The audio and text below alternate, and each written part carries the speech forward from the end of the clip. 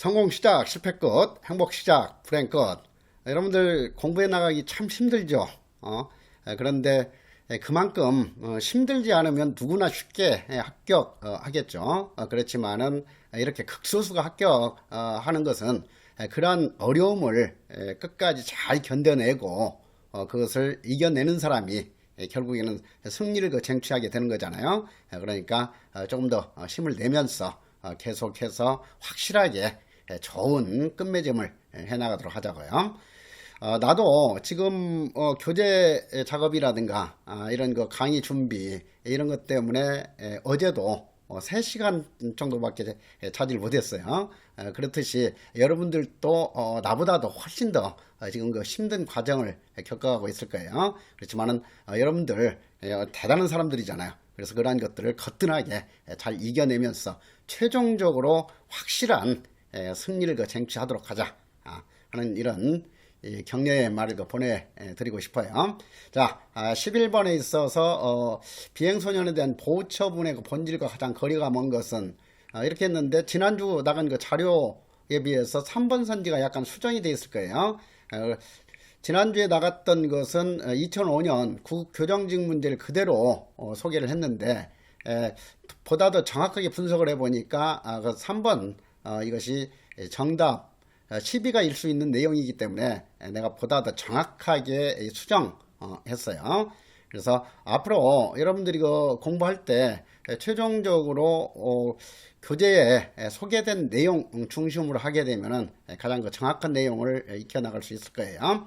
자, 그러면은 이 보호 처분의 본질을 11번 문제를 통해서 확실하게 끝내도록 하자. 그래서 앞으로 여러분들이 공부할 때는 어떤 그 주제에 대해서 공부하게 되면 그 주제에 대한 그 지식들을 가지고 어떤 형태로 응용을 하건 어떻게 교묘하게 함정을 유도하건 확실하게 정답을 가려낼 수 있을 정도로 이렇게 준비를 해나갈 필요가 있어요. 그렇지 문제를 뭐 많이만 푼다고 해서 그렇게 바로바로 그 득점으로 연결되어 나가는 게 아니에요. 그래서 어떤 내용 공부하게 되면 이제부터는 확실하게 자기 지식을 만들어 나가면서 하나하나의 주제를 끝맺음 해나가도록 하자 하는 거예요. 자, 1번 교육적이고 복지적 성격을 지닌 처분이다 하는 것은 확실하게 이해할 수 있죠. 그리고 2번 이 보호처분도 우리나라 소년법에 있어서는 소년부 법원에서 결정하는 그 처분이기 때문에 사법적인 처분이지 행정적 처분이 아니다. 그리고 4번에 있어서 이 보호처분은 의무적 조치가 아니라 강제성을 띤 비자발적인 처분이다 하는 것을 쉽게 이해할 수 있죠. 그 다음에 그 3번에 있어서 개선 교화보다 징벌적인 조치를 더 중시한다 하는 것은 완전히 이 반대 내용이에요. 징벌적인 그 조치를 하는 응보적 형벌 형사처분에 비해서 이 보호처분은 교육적이고 복지적인 그런 거 처분이다. 그렇기 때문에 개선과 교화, 예방을 강조하는 처분이다. 그래서 이 형사처분 하면은 전혀 다르죠. 그래서 다시 한번 소년 사건 하게 되면 두 가지 사건으로 먼저 구분을 해라. 우리 그 소년법에서도 비행소년 사건을 두 가지 절차로서 규정을 하고 있죠. 그 하나가 보호사건 절차 규정이고 다른 하나는 형사처분 특칙 절차 규정이다.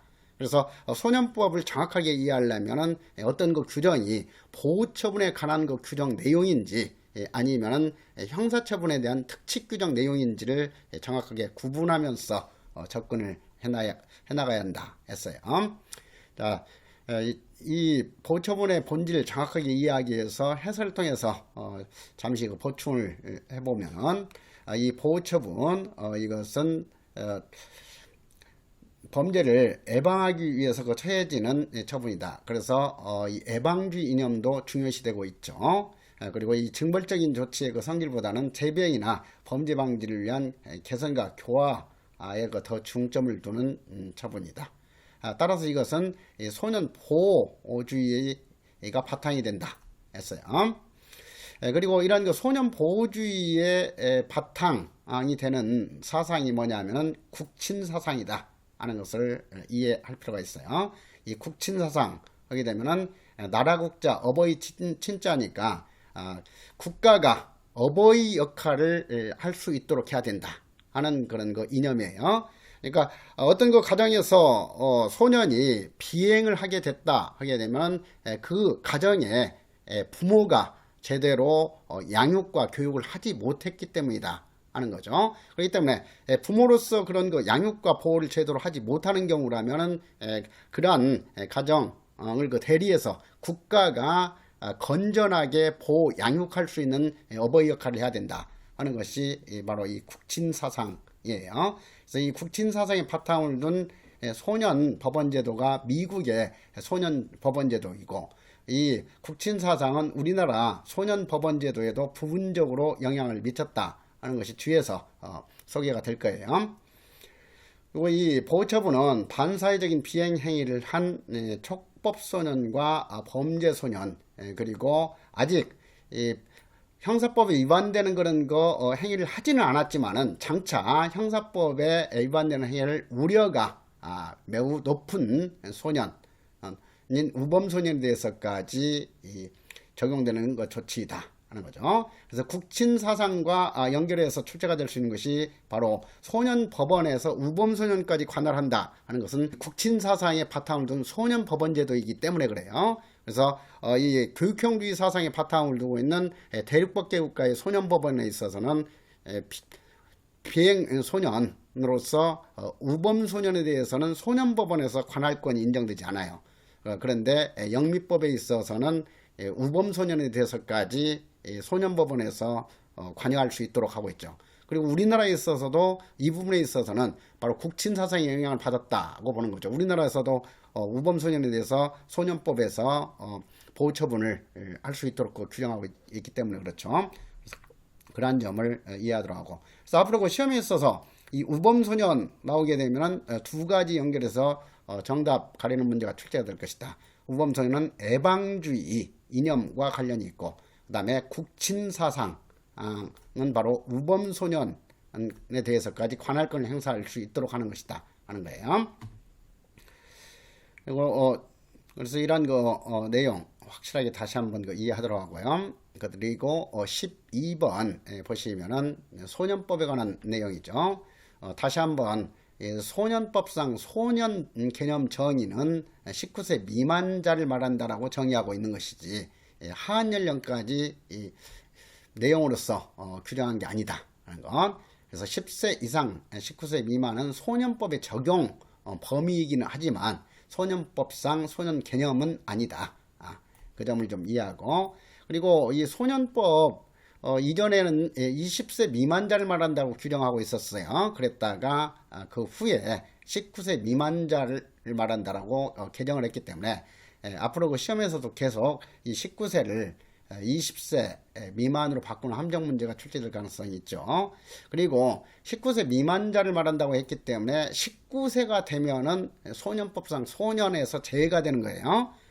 19세 미만이니까 만 18세가 끝나는 시점까지만 소년으로 인정이 된다 하는 거죠. 그래서 19세인 소년이 어떠한 형사법에 위반되는 행위를 했다 하는 경우에는 소년법이 적용될 수 없다 하는 것을 다시 한번 확실하게 인식을 하도록 하세요. 자, 2번에 있어서 우범소년 나오면은 바로 우리 그 소년법상 비행소년의 종류 중에 하나이다. 그래서 비행소년의 종류 첫째 우범소년, 두 번째 촉법소년, 세 번째가 범죄소년이다. 그리고 이 세 가지 비행소년이 나오면은 바로 이 절차 규정의 어떤 특성을 구분하라고 그랬죠. 그래서 이 범죄소년은 14세 이상 18세까지 이 소년으로서 형사법에 위반되는 행위를 했기 때문에 형사 책임 능력이 있어가지고 범죄가 성립되는 행위를 한 소년이다. 따라서 범죄소년에 대해서는 소년법상 보호처분도 적용할 수 있지만 형사법상 형사처분을 적용할 수도 있다 했어요.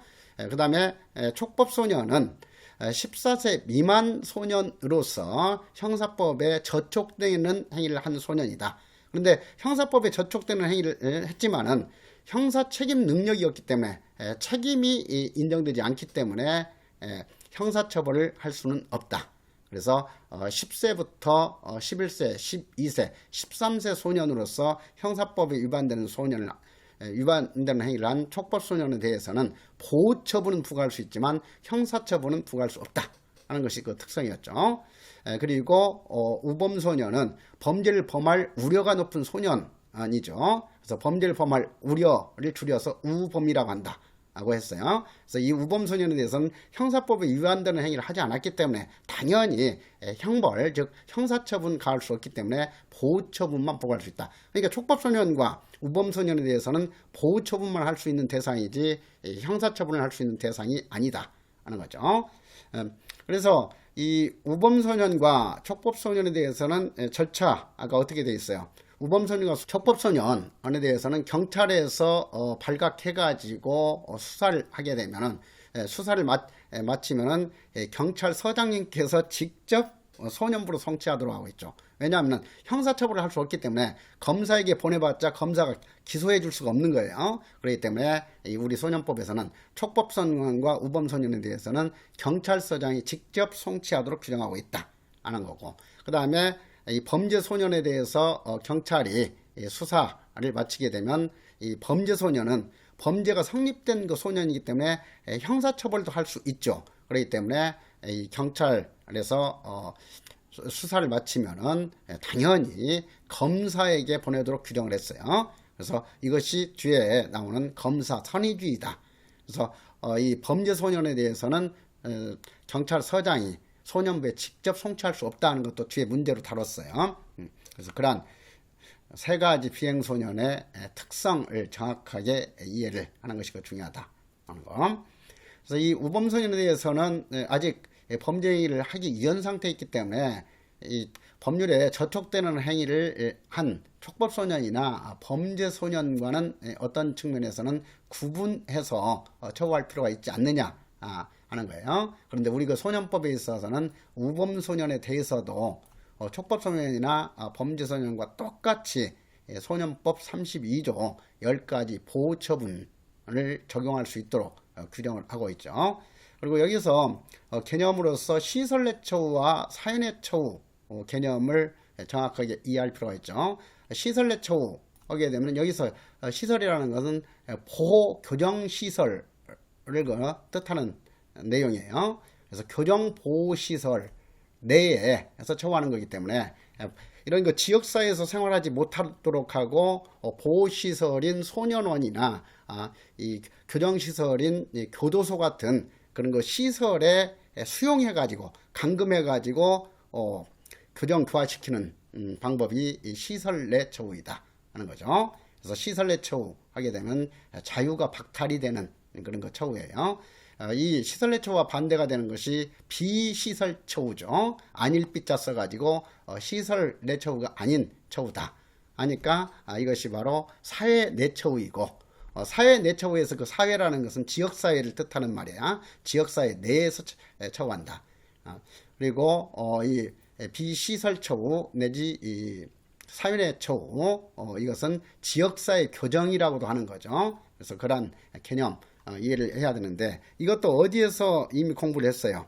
낙인이론과 관련해서 낙인이론가들은 낙인의 피해를 최소화시키기 위해서는 이런 그 시설 내 처우보다는 사회 내 처우가 바람직하다 해가지고 4D 정책 내지 5D 정책으로서 비범죄와 비형벌화, 다이버전, 비시설화, 탈낙인화, 그리고 적법 절차의 강화를 강조를 했었죠. 그래서 이 시설 내 처우는 전체적인 흐름이 점차 축소가 되고 있고 사회 내 처우가 확대되는 그 경향으로 나가고 있다 하는 것까지 대충 내놓아서 설명이 됐었어요. 그래서 그런 점을 좀 이해하고, 그 다음에 이 시설 내 처우와 관련해서 우리 소년법상 전형적인 시설 내 처우로 볼 수 있는 보호처분은 어떤 것이 있는가를 한번 생각을 해보세요. 그렇죠.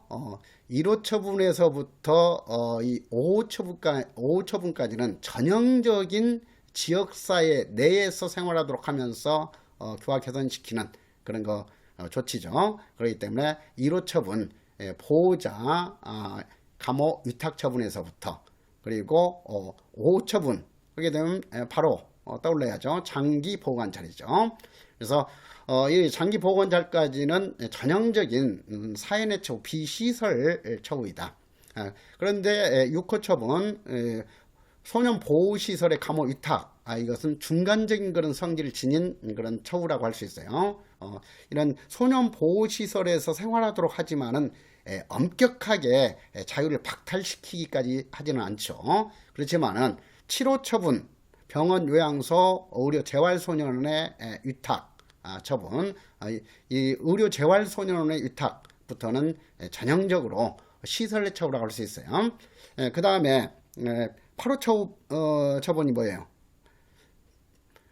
1개월 이내에 소년 송치처분, 9호 처분, 6개월 이내에 단기 소년원 송치처분, 10호 처분, 2년 이내에 장기 소년원 송치처분. 이렇게 소년법상 보호처분 10가지는 그 호수 딱 떠올리면 바로 구체적으로 어떤 처분인지 이것까지 연결할 수 있을 정도로 공부가 돼 있어야 돼요. 그래서 가장 소년법에서 중요시되는 것이 바로 소년법 32조에서 규정하고 있는 10가지 보호처분에 관한 내용들이다 했어요. 그래서 이 우범소년에 대해서도 우리가 소년법에 있어서는 전혀 제한 없이 10가지 보호처분 중에서 하나 또는 2개 이상을 부과할 수 있도록 규정을 하고 있다 하는 거죠. 그래서 우범소년에 대해서 시설 처우를 할 수 없다가 아니라 당연히 시설 내 처우도 할 수 있다 하는 거.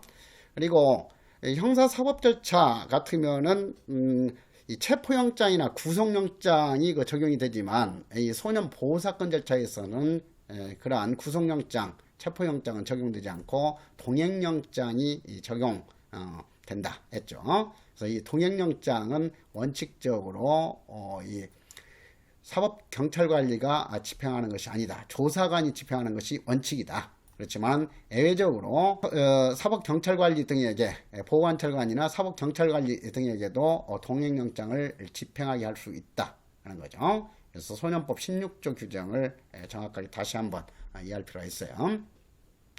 그리고 4번에 있어서 보호사건에 있어서 밀행주의를 비공개주의 또는 비밀주의라고도 한다 했어요. 그래서 보호사건에 대해서는 밀행주의를 채택하고 있다. 그렇지만은 형사사건에 대해서는 심리의 비공개와 같은 밀행주의가 엄격하게 적용되는 게 아니다 하는 거. 그래서 그 점을 다시 한번 이해하는 내용이죠. 자, 13번 1번 소년법의 적용 대상인 소년인지 여부는 사실심 판결 선고시가 아니라 범죄 행위실 기준으로 한다. 다시 한번 이 소년법상 소년법을 적용할 수 있는지 없는지에 대해서 판단하는 기준 시점은 행위시가 아니라 사실심 판결 선고시다 하는 것이 지난 시간에도 강조를 했었죠. 그래서 1심과 2심 판결 선고할 때까지 이 소년, 즉 19세 미만 상태에 있는 경우에만 소년법이 적용될 수 있는 것이다 했어요. 그래서 이 범죄 행위시로 이렇게 바꾸는 문제가 계속 출제가 될 수 있으니까 그 점 주의하도록 해라 하는 거. 그래서 이 소년 연령 판단그 시점을 행위시로 하는 것은 예외적으로 자격에 관한 법령 적용할 때하고 그리고 사형, 무기형 적용과 관련해서 그때는 행위실 기준으로 하고 나머지는 모두 다 이 사실심 판결 선고시 또는 심판실 그 기준으로 한다 했어요. 그 점을 1번 선지를 통해서 정확하게 이해하도록 하고 2번 소년에 대한 형사사건의 심리는 다른 피의사건과 관련된 경우에 심리에 지장이 없으면 그 절차를 분리해야 된다 하는 것은 개별주의하고도 연결이 되는 내용이죠. 그래서 이 절차를 분리한다 이것을 뭘로 잘 바꾼다고 그랬어요? 병합해야 한다로 바꾸는 함정 주의하게 해야 되겠고 그리고 3번에 있어서 소년에 대한 그 구속영장은 이 부득이한 경우가 아니면 발부하지 못한다. 그래서 이 3번, 2번, 3번 내용 이것은 보호사건 절차 규정이 아니라 형사처분 절차 규정이죠. 그래서 이 소년에 대해서는 성인과는 달리 이 구속영장은 엄격하게 적용이 돼야지 성인과 똑같이 적용돼서는 안 된다 하는 거죠. 그래서 특칙조항으로서 소년에 대한 구속영장 발부는 부득이한 경우에만 할 수 있도록 해야 된다. 규정이었어요. 그래서 이것 가지고 응용할 수 있는 것은 소년에 대한 그 구속영장은 발부하지 못한다로 바꾸면 그건 틀린 선지가 된다 하는 거죠. 왜냐하면은 부득이한 경우라면은 소년에 대해서도 구속영장을 발부할 수 있기 때문에 소년에 대한 구속영장은 발부하지 못한다 하는 것은 틀린 내용이 되는 거예요. 그래서 그 점까지 이해하면서, 그래서 이 소년법상 형사처분의 특칙으로서 구속영장 금지가 아니라 구속영장 제한이 정확한 내용이다 하는 거. 4번 소년법 32조 보호처분을 받은 사건과 동일한 사건에 대해서 다시 공소가 제기되었다면 이는 그 공소제기 절차의 법률 규정이 위배하여 무효인때에 해당하기 때문에 공소 기각의 판결을 해야 된다 하는 것이 판례예요. 이 학설로는 면소 판결을 해야 된다는 그 주장이 있지만은 대법원 판례는 공소 기각 판결을 해야 된다라고 결정을 했다 하는 거. 그래서 항상 어떤 이 정오를 가리는 기준이 되는 것은 판례예요. 그래서 이 부분 때문에 이 다툼이 있는 경우에는, 학설과 다툼이 있는 경우에는 판례를 기준으로 해가지고 옳은 것인지 그른 것인지를 판단해라 해가지고 출제한 거예요. 그리고 5번에 있어서 보호처분 계속 중일 때 사건 본인에 대해서 새로운 보호처분이 있었을 때 그 처분을 한 보호처분 판사는 이전에 보호처분을 한 소년부에 조회해가지고 어느 하나의 보호처분을 취소하여야 한다.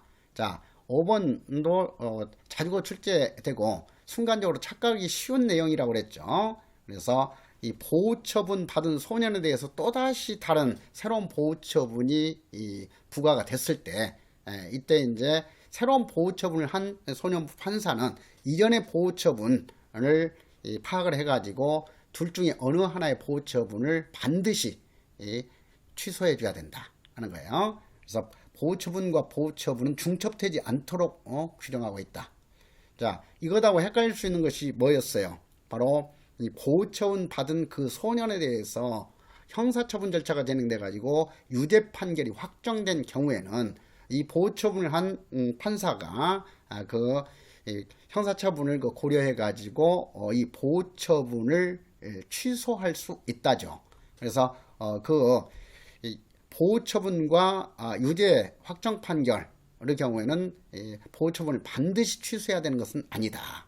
그러나 보호처분 받은 소년에 대해서 또다시 보호처분이 가해진 경우는 둘 중에 어느 하나를 반드시 취소해야 한다 하는 거죠. 그래서 의무적 취소냐 필요적 취소냐를 헷갈릴 수 있기 때문에 정답 지문으로 잘 써먹는 내용이야. 그래서 확실하게 그 점 알아두도록 하고, 그리고 또 좀 더 난도 높게 응용을 한다면은 어떻게 출제가 될 수 있냐면 나중에 보호처분을 취소해야 된다.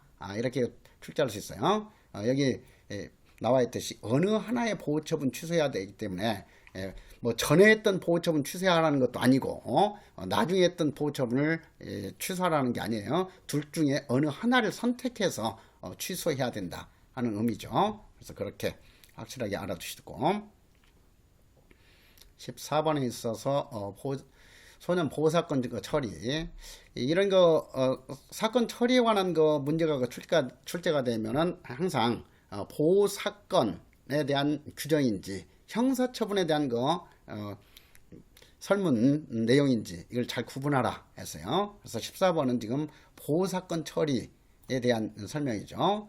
그리고 이 보호자가 빠지고 소년사건 처리에 대한 설명을 한다면 보호사건에 해당하는 내용도 출제가 될 수 있을 것이고 형사사건에 관한 내용도 출제될 수 있겠죠. 그래서 13번 같은 경우에는 설문이 만약에 출제가 됐다면 이것은 포년사건에 관한 설명 중 옳지 않은 것은 이렇게 했지, 이 보호사건에 관한 설명 중 옳지 않은 것은 이렇게 출제하기가 어렵죠. 왜? 봤듯이 2번, 3번 내용은 형사사건에 관한 규정이기 때문에 보호사건으로 한정해서 이렇게 출제하는 내용이 아니에요. 그래서 그런 점을 항상 잘 구분하면서 정확하게 문제를 좀 이해하도록 해야 된다 하는 것. 자, 그러니까 14번은 보호사건에 관한 내용만 가지고 출제가 돼 있고, 만약에 형사사건에 관한 내용이 들어있다면 그것은 내용이 맞는다 하더라도 보호사건 처리로 물었기 때문에 그 내용은 틀린 선지가 되는 거예요. 그래서 그러한 것은 가장 그 난도가 높은 문제로 출제할 때 이렇게 설문 취지에 어긋나는 맞는 선지 내용을 틀린 그 정답 지문으로 선택하도록 출제하는 경우도 있고 그래요.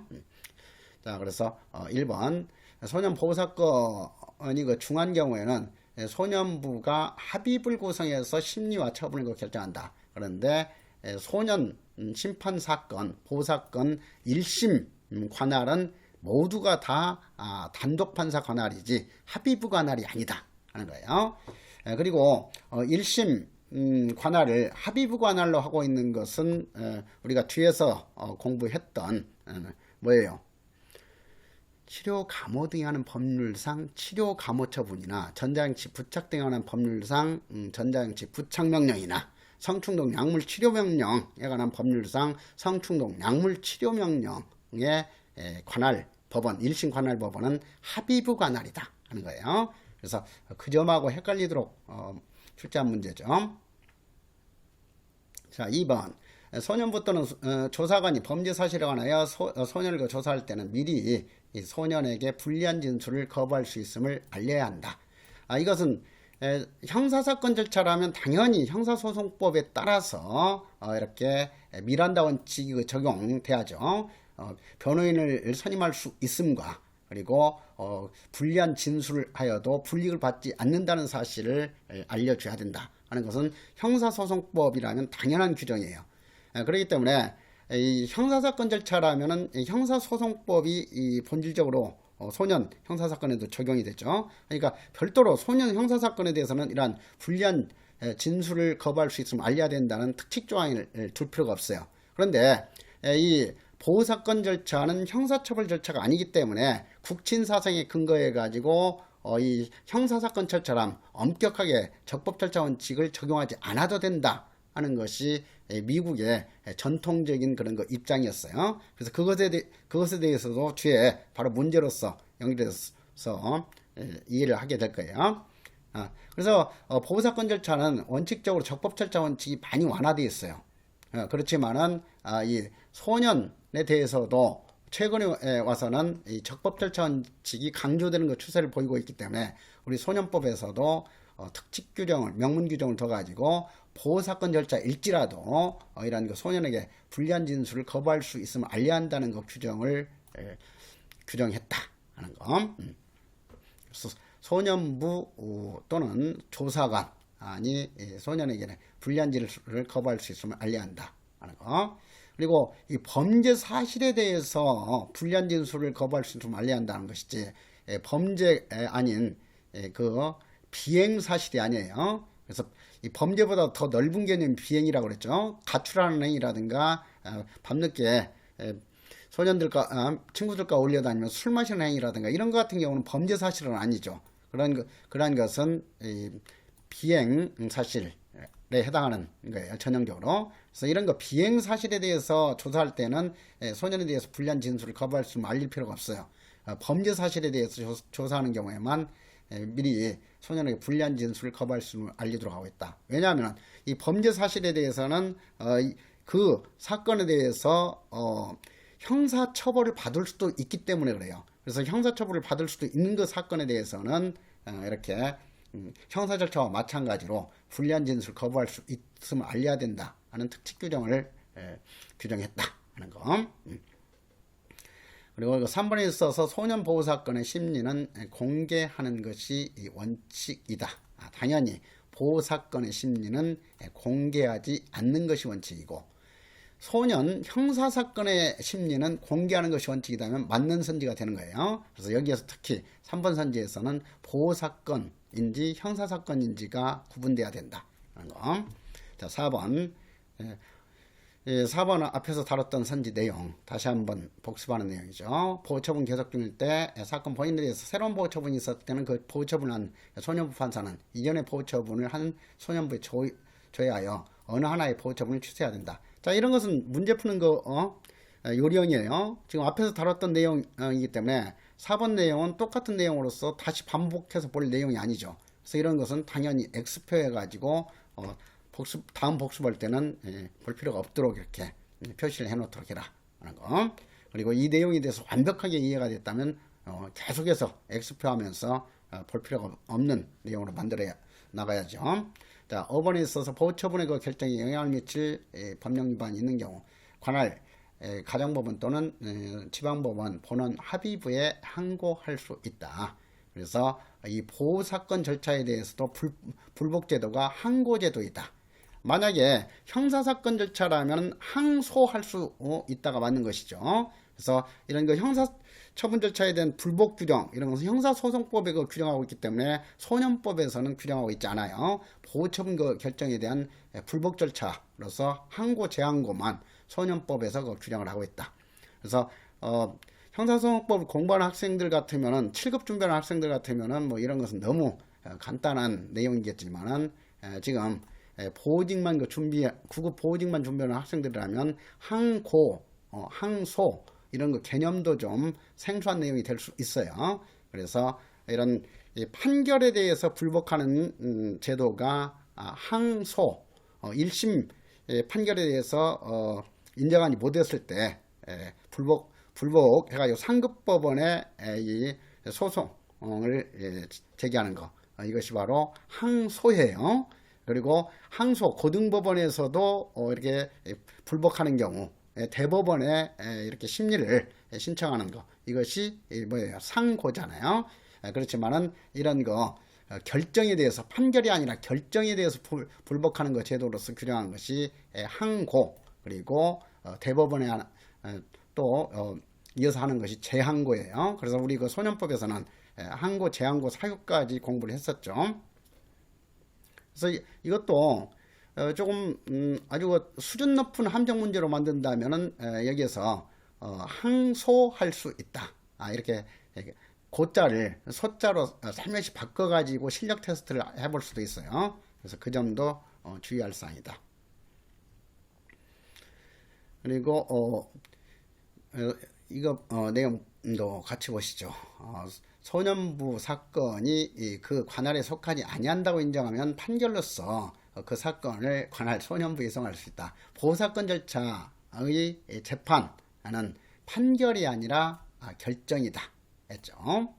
그래서 그 점 정확하게 이해하도록 하는 내용이고, 그리고 이 관할에 속하지 아니한다고 인정할 때는 이송할 수 있다가 아니라 의무적으로 재량으로 이송하는 규정이 아니라 관할에 속하지 아니한 사건을 심판하면은 위법한 그런 거 심판이 돼버리잖아요. 그렇기 때문에 이거 관할에 속하지 아니한 경우는 의무적으로 반드시 이송해야 한다죠. 그리고 보다 더 적절한 그런 거 심리를 위해서 하는 경우에는 이송할 수 있다죠. 그래서 이송할 수 있다. 의무적 이송 사유인지 필요적 이송 사유인지를 구분하는 문제까지가 출제가 될 수 있어요. 그래서 여기 소년법 6조를 인용을 했죠. 보호사건을 송치받은 소년부는 보호의 적정을 위하여 필요하다고 인정하는 경우에는 결정으로서 사건을 다른 관할 소년부에 이송할 수 있다. 그러니까 이 적정을 위하여 필요하다고 인정한 경우는 이송해도 되고 이송하지 않아도 되는 거죠. 그렇지만 관할에 속하지 아니한다고 인정하는 경우에는 반드시 이송을 하여야 한다. 그래서 이렇게 하여야 한다, 할 수 있다, 이런 거 의무적 규정인지 필요적 규정인지를 구분하는 문제는 종종 출제가 된다고 그랬어요. 그래서 그 점 확실히 이해해 놓도록 하고, 그리고 이번에 있어서 소년분류심사원의 위탁, 그건 소년에 대한 그 전환제도의 일종으로 볼 수 없다. 왜냐하면 이 전환 처분, 다이버전은 형사 절차를 진행하면서 중간에 완전히 그것을 종결시키는 처분이지 이렇게 다른 절차로 우회화시키면서 진행하는 조치가 아니다 했어요. 그래서 그 전환도 이 대책론에서 출제 빈도가 매우 높은 주제죠. 그래서 다이버전, 여기 되면 경찰 단계의 다이버전 바로 떠오르죠. 통고 처분이나 이 경고, 훈방 처분 이런 것들이 이 경찰 단계에서 다이버전에 해당하는 것이고, 그 다음에 검찰 단계 다이버전 하면은 조건부 기소유예 또는 기소유예, 법원 단계의 다이버전 하면은 선고유예, 집행유예, 가장 넓은 범주의 다이버전으로 볼 수 있는 것이 가석방과 같은 그런 거 처분이다 했죠. 그리고 이런 거 구속 상태에서 불구속 상태로 전환시키기 위한 구속 적부 심사라든가 보석 처분과 같은 경우는 당연히 중간적인 그런 거 처분이기 때문에 다이버전에 해당하지 않는다. 그래서 다이버전에 해당하지 않는 정답으로 자주 써먹는 것이 구속 적부 심사, 보석, 소년 분류 심사원의 위탁이다 했어요. 그래서 그 점을 다시 한번 정리를 한 거죠. 그 다음에 3번에 있어서 소년 분류 심사관은 사건의 조사에 필요하다고 인정할 때 기일을 정하여 보호자 또는 참고인을 소환할 수 있고 정당한 이유 없이 응하지 아니할 때는 동행영장을 발부할 수 있다. 자, 동행영장을 발부할 수 있는 대상은 보호자나 비행소년 본인이지 참고인에 대해서까지 동행영장 발부할 수는 없다 했어요. 그래서 그 점 항상 이 참고인에 대해서 소환할 수는 있지만 동행영장까지 발부할 수는 없다 하는 점을 가지고 응용해서 출제 자주 하고 있어요.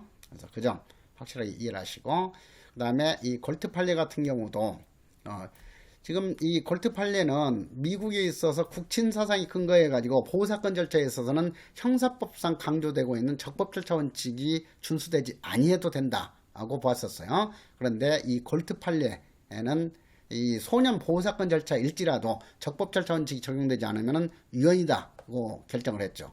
그래서 이 골트 판례는 아주 중요한 의미를 지닌 판례로서 인정이 되고 있어요. 그래서 이 골트 판례에 의하면은 국친 사상은 인정되지 않는다고 봤다 하는 거. 따라서 이 소년 보호 사건 절차에 있어서도 적법 절차 원칙이 적용이 돼야 된다고 한 판례이다 하는 거죠. 그래서 앞으로는 이런 거 골트 판례 같은 내용도 9급이나 7급 보직 시험, 교정학 시험에서도 출제가 될 거예요. 그래서 그런 내용까지는 알아둘 필요가 있다. 자, 15번. 소년부 판사의 그 조치. 자, 이것도 이 살해형 문제죠. 11세 소년, 절도행위를 한 11세 소년. 절도행위를 했으니까 형사법에 저촉되는 그런 행위를 했죠. 그렇지만은 14세 미만이기 때문에 책임 능력이 인정되지 않아서 이 경우에는 형사처벌하였다 하게 되면은 무조건 틀리는 거죠. 그런데 11세 소년에 대해서 10가지 보호처분 중에서 장기 소년원 송치를 부과했다. 자, 일단 이 촉법 소년에 대해서도 보호처분을 할 수 있다 하는 것은 맞는 내용이에요. 그런데 좀 세부적으로 다시 10가지 보호처분 중에서 연령 제한을 규정하고 있는 보호처분은 3가지 보호처분이다. 그래서 제2호 수강명령과 제10호 장기 소년 송치는 12세 이상 소년에게만 할 수 있도록 규정하고 있다. 그리고 제3호 처분인 사회봉사 명령에 대해서는 14세 이상 소년에 대해서만 할 수 있도록 제한 규정을 두고 있다 하는 거죠. 그래서 12세가 되지 않았기 때문에 장기 소년 송치를 부과하면 위법이다 하는 내용이야. 그 다음에 2번에 있어서 폭력행위를 저지른 15세 소년이니까 14세 이상 소년으로서 형사법에 위반되는 행위를 했기 때문에 범죄가 성립되는 그런 소년이죠. 그래서 이 형벌도 부과할 수 있고 그리고 보호처분도 할 수 있죠. 그런데 사회봉사 명령 보호처분으로 하는 경우에는 100시간을 부과할 수 있다 하는 것은 여기까지는 맞는 내용이죠. 그런데 의료재활소년원의 위탁 이것은 어떠한 보호처분하고도 함께 처분할 수 없다 했어요. 그래서 이 의료재활소년원하고 사회봉사 명령이건 보호자 감호 위탁이건 어떤 다른 보호처분을 같이 했다 하면은 그것은 무조건 틀린다 했어요. 그래서 다시 한번 의료재활소년원 위탁은 연장은 인정되지만 병합은 인정되지 아니한다. 3번 이전에 보호관찰 기간 연장 결정을 받은 바가 없는 장기 보호관찰, 장기 보호관찰 하게 되면은 5호 처분이죠. 5호 처분은 장기 보호관찰 기간 얼마죠? 2년. 2년 이내? 2년. 2년이죠. 이내에 한다, 이내로 하더라도 틀린 내용이야. 장기 보호관찰은 2년으로 한다. 그리고 보호관찰이 신청한 경우에는 한 번에 한해서 1년 연장할 수 있다. 그래서 장기 보호관찰은 최장기간이 3년이다 했어요. 반면에 단기 보호관찰의 경우에는 연장이 인정되지 않는다. 단기의 그 취지를 살리기 위해서 단기자가 들어가는 처분은 인정되지 않는다. 단기 보호관찰이나 단기 소년 성취는 연장할 수 없다 했어요. 자, 그래서 여기에서 장기 보호관찰 2년인데 연장하지 않으면 2년인데 이 보호관찰관의 신청에 따라서 1년을 연장하는 것은 결정했다 하면은 합법이죠. 만약에 보호관찰의 신청에 따라서 보호관찰을 2년 연장을 결정했다. X죠. 자, 4번 16세 보호소년에게 소년부 판사는 장기 보호관찰 처분과 수강명령. 자, 소년법상 제2호 수강명령은 최장기간이 100시간 이내, 그리고 3호 사병사명령은 200시간 이내죠. 그래서 자, 수강명령 150시간으로 했기 때문에 위법이죠. 100시간 이내니까 100시간까지만 명령할 수 있다. 자, 5번 아동복지시설 위탁처분, 6호 처분이죠. 아동복지시설과 같은 보호시설의 감호 위탁, 받고 있는 그 소년에 대해서 소년판사는 위탁기간을 1년 연장했다. 그런데 다시 한번 이것도 난도 높은 문제로 출제된다고 그랬어요. 1호 보호자에게 감호 위탁처분과, 그리고 6호 아동보호시설과 같은 보호시설의 감호 위탁처분, 6호 처분, 그리고 병원 요양소 의료 재활소년의 위탁처분 7호 처분은 1호 처분, 6호 처분, 7호 처분은 기본적으로는 6개월이죠. 보호처분 기간이. 그렇지만은 소년부 판사가 직권으로 한 번에 하나요 6개월 범위에서 연장할 수 있다 했어요. 그래서 연장할 때는 한꺼번에 1년 연장할 수가 없어요. 6개월 초과하지 않는 범위 내에서 연장할 수 있는 거죠. 그래서 그러한 응용에서 풀 수 있는 내용으로 출제가 됐어요. 확실하게 10가지 보호처분 여러분들 익혀나가고 있죠. 자, 16번에 있어서 소년 사건으로 출제한 것이 아니라 보호사건으로 현장에서 출제가 됐죠. 그래서 1번 당연히 동생을 상처를 입힌 위법행위를 한 소년이지만 형사 미성년자이기 때문에 형벌 부과할 수 없고 당연히 보호처분만 할 수 있다. 그래서 보호사건 대상이죠. 촉법소년. 그리고 2번에 있어서 가출하는 등 형사법령의 우범소년. 근데 우범소년이 되려면은 10세부터죠. 그래서 만 9세는 적용 대상이 될 수 없다.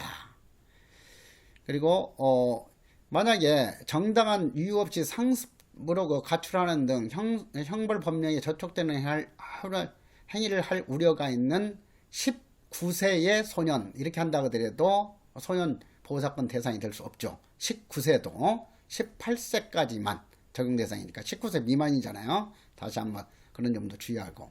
자, 3번 친구들과 몰려다니며 여학생 등을 괴롭히는 등 장래 범죄를 할 우려가 있는 만 11세의 소년이니까 우범소년에 대해서는 소년법 적용이 된다. 자, 4번 장난을 치다가 과실로 실수로 친구의 눈을 실명케 했다. 이것은 이제 이 과실범으로서 범죄가 성립될 수는 있죠.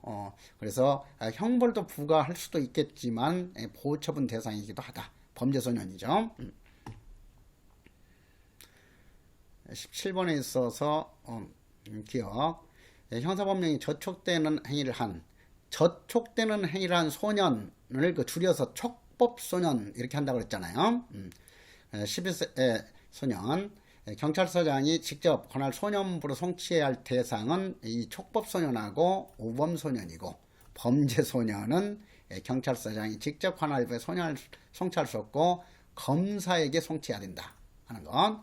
자, 니은 법으로 정한 사유가 있고 소년의 성격이나 환경에 비추어 향후 형벌법령이 저촉되는 할 우려가 있더라도 10세 우범소년은 소년부에 송치할 수 없다. 당연히 우범소년에 대해서도 송치할 수 있고, 자, 디귿에 있어서 14세 촉법소년 했는데 14세부터는 촉법소년이 될 수가 없다고 그랬죠. 범죄소년이다.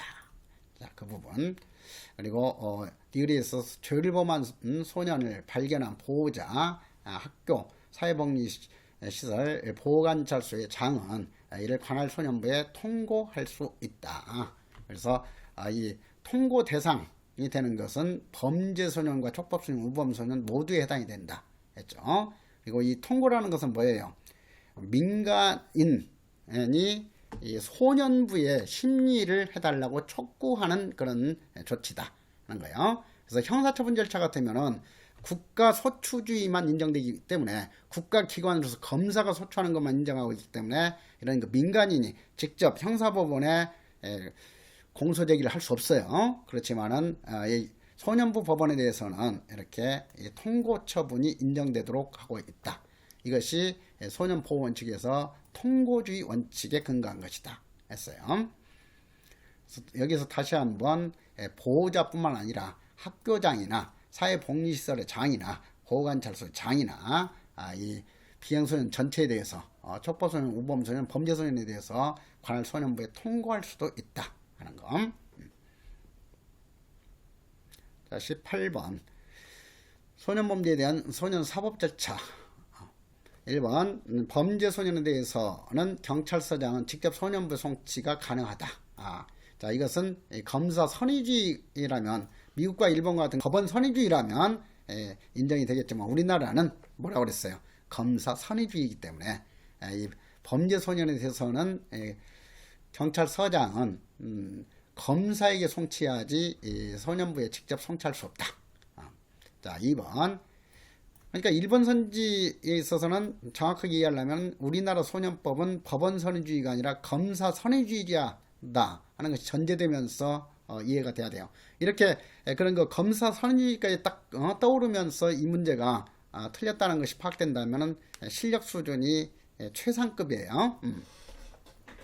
자, 2번 보호 소년 조사 시 조사관은 진술 거부권 고지해야 한다. 고지할 수 있다가 아니라 고지해야 한다 하니까 맞죠. 우범소년은 보호자가 직접 소년부에 통고할 수 있다. 우범소년이건 촉법소년이건 범죄소년이건 통고할 수 있다. 맞고 복리시설의 장도 소년부에 통고할 수 있다. 라는 거. 5번에 있어서 형 집행을 종료하거나 면제받을 때에 자격에 관한 법령 적용에 있어서만큼은 장래를 향하여 형의 선고를 받지 아니한 것으로 본다 하죠. 그래서 앞으로 난도 높은 함정으로 응용하려면은 이 자격에 관한 법령 적용을 빼고 형의 집행을 종료하거나 면제받을 때는 장래를 향하여 형의 선고를 받지 아니한 것으로 본다면 X라고 그랬어요. 자격에 관한 법령 적용에 한해서만큼은 소년에 대해서는 형의 선고를 받지 아니한 것으로 본다. 그래서 소년에 대해서 자격정지가 병가됐다 하더라도 자격정지는 인정되지 않는다 했어요.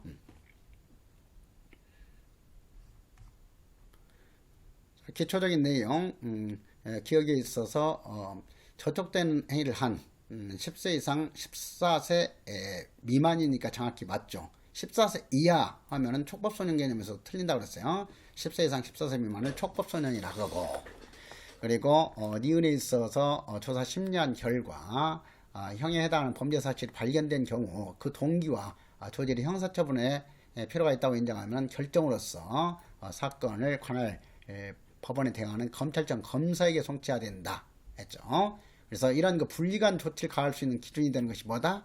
19가지 형벌 중에서 금고 이상이다 하는 것을 강조했었죠. 벌금 이상이 아니라 금고 이상이다. 그리고 이런 거 소년부에서 조사 심리하다가 금고 이상의 형에 해당하는 범죄 사실 발견된 경우에는 검사에게 송치해야 한다이고, 그리고 검사가 송치한 사건을 심리하다가 금고 이상의 형사처벌할 필요가 있다고 인정한 경우에는 송치할 수 있다였죠. 그래서 이런 내용도 헷갈리기 쉬운 내용이야. 그래서 이런 것도 체계적으로 구분하면서 정리를 해나가요. 기본 강의를 충실하게 들으면서 이해한 사람들은 이런 거 문제 볼 때 그러한 내용들이 자연스럽게 연결이 되면서 떠오를 수도 있을 거예요. 그렇지만은 여러분들이 완벽하게 소화를 할 수는 없어요. 물리적으로. 지금 여러분들이 한 과목 공부하는 것도 아니고 무려 5과목 그 많은 내용을 공부하고 있기 때문에 이 기본 강의에서 확실히 이해했다가 하더라도 확실하게 그런 내용들이 떠오르지 않는 것은 너무나 당연한 거예요. 그래서 항상 자기 자신에 대해서 뭐 자책하려고 하지 말고 자기 자신을 확실하게 인정을 하세요. 자기가 자기 자신을 인정해 주지 못하는데 그 누가 자기 자신을 인정해 줄 수 있겠어요. 그래서 항상 시험 준비하는 데서 가장 중요한 것은 자기 자신에 대해서 확신을 가지고 인정을 해 나갈 수 있도록 해야 된다 하는 거죠. 그래서 이것을 뭐 심리학적으로는 셀프 이피커시, 자기 효능감이라고 하죠. 그래서 자기 효능감 같은 경우는 반두라 심리학적 범죄 이론에서도 한번 연결하면서 설명할 거예요. 자기 자신은 어떤 어려운 과제라도 다 수행할 수가 있다. 나는 어떤 것이든 다 해낼 수 있다. 이것이 바로 자기 효능감이 강하게 되는 것이죠. 그래서 자기 효능감이 없다면 어떤 것도 해낼 수 없어요. 그래서 여러분들은 하나하나 자기 자신 거 되돌아보면 자기 자신 참 대단한 사람들이에요.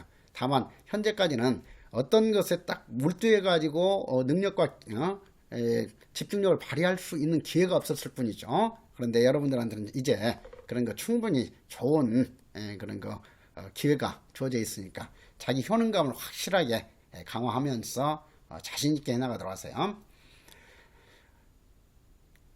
자, 디귿 검사는 소년에게 피의 사건을 수사한 결과 피의 사건 하게 되면 범죄로 의심되는 사건이죠. 피의라는 것은 여기서 당할 피자죠. 의심을 당하는 사건 이 뜻이잖아. 그러니까 범죄 행위를 했다고 의심을 받고 있는 사건이죠. 그래서 수사 대상이 되는 대상자를 형사소송법상 개념으로 형사 피의자라고 한다고 그랬죠. 피의자.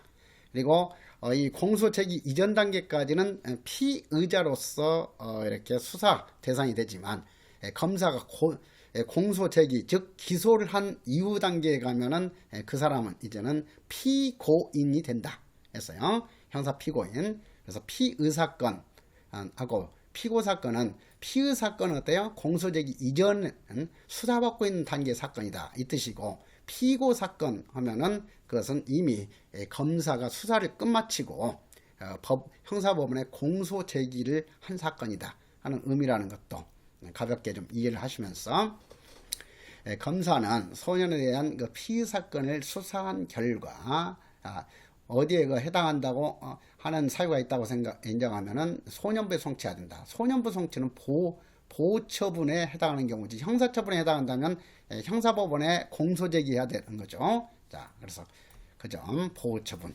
형사처분이 아니다.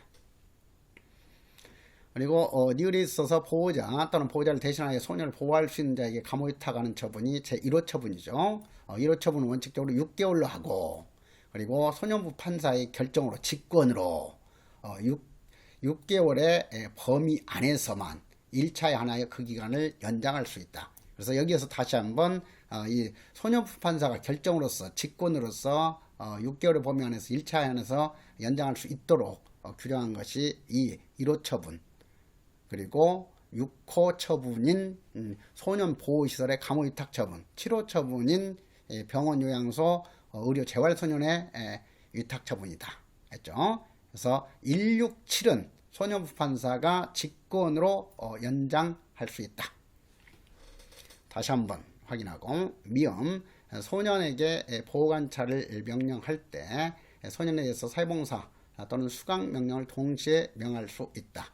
그래서 이 사회봉사 명령은 14세 이상이기 때문에 이 동시에 명하려면은 최소한 14세 이상이 되죠. 만약에 사회봉사 명령이 빠져 있고 수강 명령으로만 이렇게 기술이 되어 있다면 당연히 12세 이상 소년에 대해서 수강 명령을 명할 수 있다죠. 자, 그래서 그러한 것들도 이렇게 응용해서 이해할 수 있도록 할 필요가 있어요. 자, 20번에 있어서 소년 범죄 사건 절차. 자, 판결 시, 심판 시 18세에 이른 소년 자, 여기서는 지금 판결 시 18세 이른 소년이 사형 무기형에 해당하는 때는 15년 유기징역으로 한다. 그런데 여기서 이것이 여기 비판해 놨듯이 대부분의 그 수험서에 대해서는 이때 이 2004년 이 문제가 이 오답지문으로 잘못 출제 오류가 있었어요. 근데 이것을 꿈보다는 해몽이 좋다고 이런 거 수험생들이 맞는 내용으로 이렇게 해설하고 있기 때문에 우리 수험생들이 헷갈리기 쉬워요.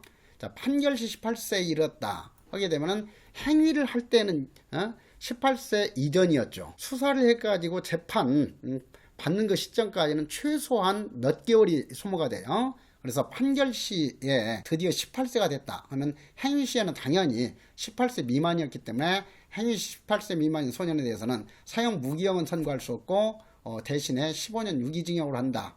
그 규정을 하고 있죠. 자, 그래서 1번 선지는 그때 그 출제할 때 틀린 정답 지문으로 출제했지만은 이것은 출제 오류였다. 자, 2번 소년은 법정형 기준이라고 그랬죠. 그리고 단기가 아니라 장기이고 1년 이상이 아니고 2년 이상이고 유기형에 해당하는 죄를 범한 때 이제 무기형에 대해서는 부정경을 선고할 수 없다는 건 자, 그 점도 주의하고 유기형에 해당하는 죄를 범할 때는 그 법정형의 범위에서 장기와 단기를 정하여 선고한다. 그래서 공부가 많이 된 사람 같으면은 여기서 장기는 10년 이내고 단기는 5년 이내이다 라고까지 이해하면서 우리가 소년법은 이렇게 장기와 단기의 범위를 정해서 부정경을 하도록 하고 있기 때문에 상대적 부정경 제도를 인정하고 있다. 절대적 부정경은 인정하지 않는다. 그리고 우리 전체 사법체계에 있어서 부정경 적용은 오로지 19세 미만 소년에 대해서만 인정하고 있지 성인 범죄자에 대해서는 부정경 제도는 전혀 인정되지 않는다. 그래서 부정경이 나오면은 그 대상은 19세 미만 소년이지 19세 이상의 성인에는 해당될 수 없다는 거. 자, 3번 18세 미만의 그 소년에 대해서 노역장 유치를 선고하지 못한다. 그래서 처분시 기준이야. 이것은 3번 내용은 이 사형 무기형 금지는 행위시 기준이고요. 그래서 18세 미만 소년에 대해서는 노역장 유치를 하지 못한다. 정확히 맞는 내용이고, 그 다음에 소년에 대한 형사사건의 심리는 자, 보호사건이 아니죠. 형사사건의 심리는 다른 피의사건, 피의사건이면 그것은 형사사건이지 보호사건이 될 수가 없는 거죠. 그래서 여기서도 아주 난도 높은 문제로 출제한다면 소년에 대한 보호사건의 심리는 다른 피의사건과 관련된 경우 그 절차를 분리해야 된다 하면 내용적으로 모순이에요. 그래서 틀린 선지가 될 수도 있죠. 자, 그래서 그런 점.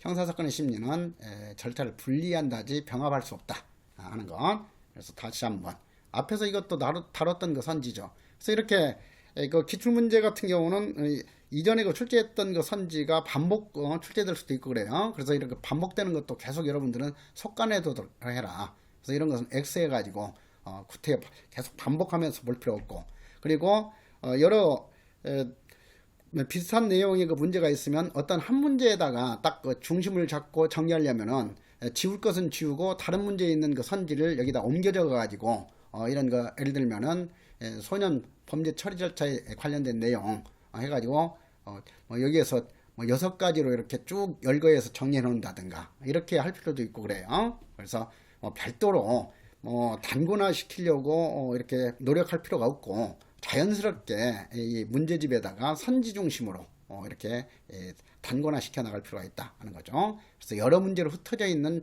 핵심적인 거는 선지들을 어떤 한 문제에다가 이렇게 나란히 쭉 정리해 놓고 이렇게 하는 것이 가장 효율적인 그 단권화 방법이에요. 자, 5번 소년이 형의 집행 중에 22세로 잘 바꾸죠. 왜? 소년원의 그 퇴원 연령이 22세이기 때문에 그래요. 그래서 23세에 달한 때는 일반 교도소에서 나머지 형을 집행해야 한다가 아니죠. 집행할 수 있다예요. 그래서 맞는 내용이죠. 그 다음에 21번에 있어서도 소년 판사는 보호처분 조건으로 보호관찰소장에게 소년에 대한 판결 조사를 요청할 수 있다. 자, 여기서도 현행 소년 법령상에 있기 때문에 이 내용은 판결 전 조사하는 보호관찰 등에 하는 법률에서 규정하고 있기 때문에 맞는 내용이긴 하지만은 이 설문 취지에 어긋나기 때문에 틀린 선지가 된다 하는 거죠. 그래서 이것은 보호관찰 등에 하는 법률, 만약에 이 현행 소년법령상으로 하지 않고 현행법상으로 했다면 1번도 맞는 내용이에요. 왜? 현행법 했을 때는 어떤 하나의 법률로 제한해서 묻는 문제가 아니죠. 현행법이라는 것은 우리나라 모든 법을 그 전체적으로 기준 삼아 가지고 그것이 옳은가 그른가를 판단하라 이런 말이에요.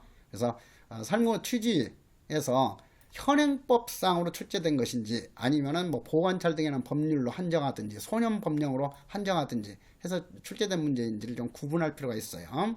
그래서 4개 선지를 읽었는데 공부가 아주 잘 돼가지고 4개 선지를 쭉 읽었는데 틀린 내용이 전혀 없다 했을 때는 다시 한번 문제를 읽어야 돼. 그래서 설문 취지를 정확하게 파악해야죠. 그래서 그런 거 훈련도 해나갈 필요가 있어요. 내가 계속 강조하지만은 시험이라는 것은 많이 안다고 해서 높은 점수를 맞는 게 아니다. 문제 푸는 요령도 계속해서 훈련해 나가도록 해라 하는 거예요. 자, 2번 촉법소년도 범죄를 행한 소년이기 때문에 일반 형사사건 절차에 의해서 처리할 수 있다. 촉법소년은 형사사건 절차는 적용될 수 없다. 그리고 소년원에 송치될 때 범죄를 행한 소년은 소년 보호 절차에 의해서 구속영장에서 구속될 수 있다. 동행영장만 적용될 수 있지 구속영장, 체포영장은 형사사건에만 적용될 수 있다. 자, 4번 보호사건 절차에 의해서 소년은 송치된 소년은 22세가 되기 전까지 수용할 수 있다. 그래서 22세가 되면 퇴원한다. 퇴원시켜야 한다라고 되어 있기 때문에 22세가 되기 전까지 수용할 수 있다 하는 것은 맞는 내용이 되죠. 그래서 보호소년 등의 처우에 관한 법률을 줄여서 보호소년법이라고 하니까 보호소년법 제43조 1항도 공부하게 될 거예요. 그래서 여기에서 다시 한번 핵심적인 내용을 반복해서 강조를 했죠. 소년이 선고형이 아니라 법정형으로 장기 2년 이상의 유기형 또는 무기형이 여기서 바로 틀렸죠. 그래서 이런 내용들 유기형에 해당하는 거 죄를 범한 경우에 한해서만 부정경이 적용될 수 있지 무기형이나 사형에 해당하는 죄를 범한 경우에는 부정경이 적용되지 않는다. 그리고 반대해서 가면 법정형 장기 2년 미만의 그런 가벼운 범죄 행위에 대해서는 부정경이 적용되지 않는다 하는 거죠. 장기 2년 이상의 유기형 이렇게 했으니까 반대해서 가면 장기 2년 미만에 해당하는 범죄 행위에 대해서는 부정경이 적용되지 않는다고 이해할 수 있는 거죠. 그 다음에 2번 보호소년 등의 특성에 맞는 그 처우를 위하여 소년원 및 소년 분류심사원에 두는 생활실 생활실은 이 교정시설로 하게 되면 거실에 해당하는 거고 우리가 일상적인 거 생활로 하게 되면 안방에 해당하는 그런 거 공간이죠. 그래서 소년원에 소년은 생활실의 수용 정원은 4명 이하로 한다 하고 규정하고 있어요. 그리고 이 소년원 및 소년 분류심사의 기능 위치 그 밖의 사정을 고려하여 수용 인원을 증대시킬 수 있다 하는 거. 그리고 이것은 또 어떤 내용까지도 연결이 되냐면 신설하는 그 소년원과 소년 분류심사원에 수용할 수 있는 인원은 150명 이내이다 하는 내용과도 연결이 돼요. 그리고 3번에서 소년판사는 사건 본인을 보호하기 위하여 긴급조치가 필요하다고 인정하더라도 소환 없이는 동행영장을 발부할 수 없다. 그래서 긴급동행영장은 소환 없이도 발부할 수 있다 하는 거 규정을 묻는 문제죠. 그리고 이런 것들도 이 긴급동행영장 규정에 있어서 소년부 판사는 사건을 보호하기 위하여 긴급조치가 필요하다고 인정하면 소환 없이 동행영장을 발부할 수 있다. 자, 그래서 이렇게 소환 없이 또 동행영장을 발부할 수 있도록 하는 목적이 뭐냐? 사건 본인을 보호하기 위하여지 증거인멸이나 도주 방지를 위하여가 아니다 하는 거예요. 그래서 이런 것들로 이렇게 응용해서 틀린 선지로 만들어질 수가 있고 그래요. 그러니까 지금 여러분들 문제풀이 계속 해나가고 있지만은 이렇게 어떤 그 선지가 이미 기출문제로 출제된 내용이건 모의고사라고 출제된 내용이건 다음에 출제 의뢰 받으면은 그 선지를 그대로 출제하는 경우는 극히 일부분이에요. 뭐 기출문제 선지를 그대로 옮겨가지고 출제하는 경우는 전체 문제 중에서 30% 이하예요. 그 기출문제 내용이 출제된다 하더라도 항상 그 기출문제를 이렇게 변형시키고 포장을 바꾸고 교막의 함정을 유도하고 이렇게 하면서 그 출제하는 거예요. 그렇기 때문에 이런 거 기출문제 같은 거 선지 공부할 때도 이 선지가 어떤 점에서 정확하게 맞는 것인지 어떻게 변형시키면 틀릴 가능성이 있는지 이런 그 차원에서 공부해 나가는 그런 거 습관을 들여 나갈 필요가 있어요. 그래서 무조건 회독수만 높이는 것이 고득점하는 방법이 아니다. 그리고 그냥 빨리빨리 진도만 나가는 것이 시간을 절약하는 방법이 아니에요. 전체적으로는 오히려 시간이 훨씬 더 많이 소모가 될 수 있죠. 그래서 하나의 내용 알더라도 확실하게 자기 지식을 만든다면 다음 복습할 때는 그런 내용이 구태여 공부할 대상이 아니기 때문에 공부 시간이 계속해서 축소가 돼요. 그래서 그냥 단순 암기식으로만 공부하면은 다른 과목까지 공부 한번 끝내고 다시 한번 돌아오면 전혀 그냥 또 새롭게 공부하는 내용이 돼버리고 한 가지 공부하더라도 정확하게 공부해 나가는 그런 습관을 들여 나갈 필요가 있어요. 자, 그래서 이 22번 내용 이것도 이렇게 응용해서 다시 한번 이해하도록 하고요. 그 다음에 23번 소년보호제도 같은 경우는 이번에 내가 다시 문제를 출제를 했어요. 그래서 이런 거 내용들은 어떤 문제집이나 기출문제에서 다루지 않았지만은 다음 시험에 출제될 가능성이 매우 높죠. 보통 이전에 그 사법시험에서부터 그런 경우가 상당히 많았어요. 내가 문제집에 새로운 문제를 만들어 가지고 이렇게 출간하면은 사법시험에서도 보통 2, 3년 후에는 비슷한 그 내용 문제가 출제되는 경우가 상당히 많았죠. 그리고 이번에 이 7급 시험 문제에 있어서도 이전까지는 전혀 출제 대상이 되지 않았던 건데 내가 그 기본서에 이 보직거 시험에 있어서도 이런 내용이 앞으로 출제될 가능성이 있다 해가지고 소개한 내용들이 출제된 경우도 여러 문제 있었잖아요. 금년에도. 그러니까 이 소년 보호제도 이런 것들도 앞으로 새롭게 출제될 가능성이 많아요. 그러니까 지금 교수들에게 출제가 의뢰가 들어갔을 때 이 교수들은 이제 이 자존심도 상당히 강하고 하기 때문에 드러내놓고 이렇게 강사의 어떤 거 문제집이라든가 강사의 어떤 거 저술 이런 거 드러내고 보지는 않아요. 근데 출제에 의뢰받았을 때 본인들은 그냥 어느 한 분야만 깊이 있게 연구하는 직분에 있기 때문에 이게 폭넓게 이해하기가 좀 어렵고 그래요. 그리고 출제해가지고 가장 두려워하는 것이 출제 오류죠. 오류십에 휘말리는 거예요. 그렇기 때문에 가장 믿음이 가는 그런 거 문제집이나 수험 교재 이런 것을 많이 참조를 해요. 그런데 뭐 어찌 됐건 간에 이런 거 형사정책이나 범죄학, 교정학 분야에 있어서는 그래도 대한민국에서 가장 오랫동안 이 한 분야만 가장 집중적으로 연구를 해오고 했던 사람이 김옥현이라는 것이 알려져 있기 때문에 이 출제 의뢰받은 거 교수들이 가장 많이 참조하는 책이 내 책이라고 알려져 있고 그래요. 그래서 그런 그 측면에서도 여러분들은 좀 더 좀 안심하고 나하고 함께 공부해 나갈 수 있을 거예요. 그러니까 항상 뭐 이 문제를 참고해서 출제한다 하더라도 이 변형시키는 형태로 출제하지 그냥 그대로 갖다 옮겨놓고 그러지는 않아요. 그래서 이런 것 새로운 내용도 항상 이전에 기출문제에 없는 내용이라고 그래서 소리하지 말자 했잖아요. 자, 소년보호제도의 역사와 관련해서 1899년 정확하게 그 연도까지 안길 필요는 없어요. 세계 최초로 소년법원이 설립된 것은 19세기 말이다. 미국 일리노이주에서 소년법원이 처음으로 설립이 됐다. 그래서 18세기까지만 하더라도 이런 그 소년 사건하고 성인 사건을 구분하는 개념은 세계적으로 존재하지 않았었어요.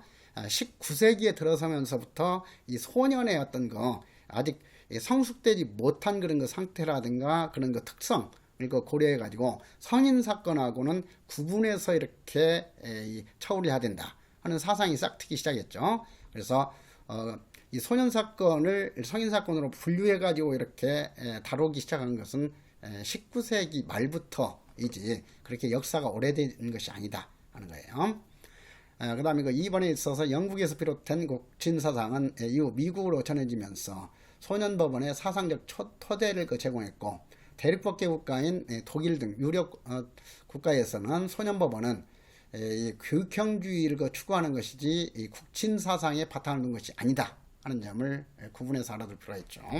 자, 그 다음에 3번에 있어서 겐트 사건, 잠시 전에 봤던 골트 사건, 그리고 윈십 사건, 맥카이버 사건, 존스 사건 등 이것과 관련해서는 국친 사상이 분열되기 시작했다, 약화되기 시작했다 하는 것 때문에 출제한 문제예요. 그래서 지금 현대국가에 있어서는 보호사건 절차에 있어서도 우리 소년법에서처럼 불리한 진술 거부권을 명시한다든가 해가지고 적법 절차 원칙이 더욱더 강화되는 그 추세를 보이고 있지, 국친 사상이 강화되는 것이 아니다. 국친 사상이 강화된다면은 적법 절차 원칙은 이렇게 무시해도 된다는 그런 그 입장이에요. 그래서 그 점을 좀 이해하도록. 1980년대 이후에 소년이랄지라도 범죄에 대한 그 책임과 지역사회 안전이 그 균형을 유지할 수 있도록 사법 판단이 이루어진다는 균형 사법이 등장했다. 그래서 우리 그 소년법에 있어서 소년부 판사의 화해 관고 규정으로 인정하고 있다. 자, 24번에서 정리를 했어요. 다음으로 24번도 23번과도 연결되는 내용이기 때문에 확실하게 알아둘 내용이죠. 자, 그래서 기억 보시면은 영미의 소년 법원 제도는 범죄 소년과 요보 소년에 대해서 소년 법원이 전속 관할권을 가지도록 운영하고 있다. 그러나 서유럽형의 경우에는 소년 법원이 소년 범죄 사건만을 관할하고 그의 요보 사건은 복지법에서 다루도록 하고 있고, 그 다음에 이 북유럽형의 경우에는 소년 법원을 별도로 두지 않고 범죄 소년을 복지법에 개최한 행정기관에서 다루도록 운영하고 있다 하는 거예요. 자, 그래서 이 영미형이라는 것은 이 소년 법원에서 국친 사상에 근거해 가지고 범죄 소년뿐만 아니라 요보 소년, 즉 요보 소년이라는 것은 보호가 필요한 소년 이 뜻이에요. 그러니까 범죄 행위를 하지 않았지만 우범 행위를 한 소년처럼 특별히 이렇게 보호가 필요한 소년에 대해서까지 관할권을 가진다. 그래서 아까도 강조했듯이 국친 사상과 관련이 깊은 것이 뭐냐 하면은 바로 우범 소년이다. 여기서 요보 소년은 우범 소년에 해당한다 이렇게 볼 수 있고, 또 이 범죄 행위를 했지만은 형사책임 능력이 인정되지 않았기 때문에 촉법 소년의 경우에도 요보 소년에 해당한다 이렇게 볼 수 있어요. 그래서 요보 소년은 보호를 필요로 하는 소년 이런 의미라는 것을 이해하면서, 그래서 영국과 미국의 소년법원에 있어서는 우범 소년이나 촉법 소년까지도 소년법원에서 관할하도록 하고 있죠. 그래서 이것은 우리나라 소년법에서도 영향을 받아가지고 우리 소년법에서도 촉법소년, 우범소년, 범죄소년 모두를 관할하도록 하고 있기 때문에 이러한 측면에서 우리나라 소년법도 국친 사상의 영향을 받았다. 그리고 부분적으로 영미형의 영향도 받았다 이렇게 볼 수 있는 거예요. 그리고 서유럽형 하게 되면은 프랑스, 독일과 같은 국가의 체제죠. 그래서 여기에서는 소년법원에서는 범죄 소년만 관할하고 이 우범 소년에 대해서는 복지법에 따라서 별도의 다른 어떤 복지적인 조치를 취하도록 하고 있다 하는 거예요. 자, 그래서 이 세 가지 그 입법 형식, 입법 체제를 구분해서 알아둘 필요가 있다. 북유럽, 핀란드라든가 스웨덴 같은 북유럽형은 이 소년법원을 별도로 두지 않고 범죄 소년 전체를 복지법에 기초한 행정기관에서 다루도록 하고 있다 하는 거. 그래서 이건 우리나라는 소년법원은 영미형을 채택하고 있는 것이 아니라 이 영미형, 서유럽형, 북유럽형 어디에도 전형적으로 해당한다고 볼 수 없죠. 그래서 우리나라 소년사법은 영미법계의 국친사상과 대륙법계 교육형주의가 혼합된 형태로 발전했다. 자, 이렇게 정리하세요. 그 다음에 영미형은 검사선의주의가 아니라 법원선의주의죠. 보호주의, 국가가 어버이로서 역할을 충실히 하도록 해야 된다 하는 국치사상이 바탕을 두고 있기 때문에 소년법원에서 모든 범죄 사건까지 먼저 관할하도록 하고 있는 것이 법원 선의주의예요. 그렇지만 우리나라의 경우에는 검사 선의주의를 채택하고 있다 하는 거죠. 그러니까 영미형을 그대로 받아들인 것은 아니에요. 그래서 자, 우리나라는 소년보호 목적에 충실하며 피해자와 가해자 회복을 목표로 하는 화해 권고도 규정을 하고 있다.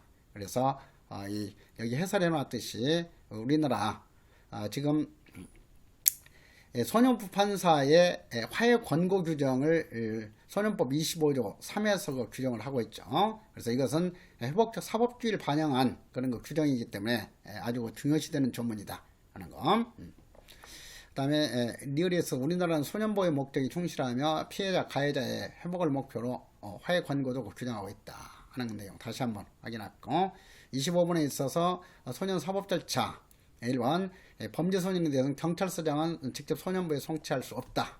자, 앞에서 다뤘던 내용을 이렇게 변형시켜서 응용한 내용이니까 다시 한번 실력 테스트 하면서 정확하게 이해하도록 하세요.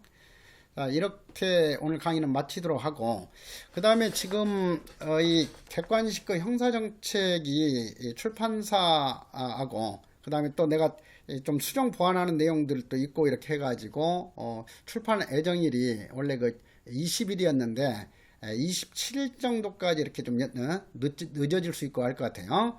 그래서 다음 주 토요일이나 일요일 강의는 이 교재가 아직 그 출간되지 않았기 때문에 좀 생략하고 그 다음에 그 교재가 출간되게 되면은 내가 그 교재 가지고 일주일에 가능하면은 50분씩 해가지고 3교시나 6교시 정도로 이렇게 강의도 해나가고 하려고 그래요. 그래서 여러분들의 그 학습 계획도 아이고 중요한 거기 때문에 내가 그 교재가 출간되게 되면은 앞으로 이 강의 진도표 해가지고 우리 네이버 카페에다가 이렇게 올려드리도록 할게요. 그래서 원래 그 예정은 10월 11월 해가지고 이렇게 형사정책 법령 강의하고 이 객관식 강의를 끝내려고 했는데 12월 말까지 이렇게 좀 연장해가지고 그 한도에서 해야 할 것 같아요. 왜냐하면은 내가 11월 20일부터 12월 10일까지 해가지고 범죄학 그 강의 일정이 잡혔어요. 그래서 그 월요일부터 토요일 하루에 그 4시간씩 해가지고 총 20회로 이렇게 진행이 돼요. 그렇기 때문에 그때는 좀 강의 해드리기가 좀 어려울 것 같아가지고 충분히 여유를 좀 잡고 12월까지 해가지고 이렇게 진도표를 짜서 개최를 할게요. 그러니까 그 학습 계획이 맞지 않는 사람은 구태여 내 교재를 구입한다든가 이렇게 하지 말고 그 학습 계획표를 보고 이 강의가 좀 필요한 사람들만 이렇게 교재 구입해 가지고 앞으로 계속 나와 함께 공부해 나가도록 하세요. 오늘도 수고 많았어요.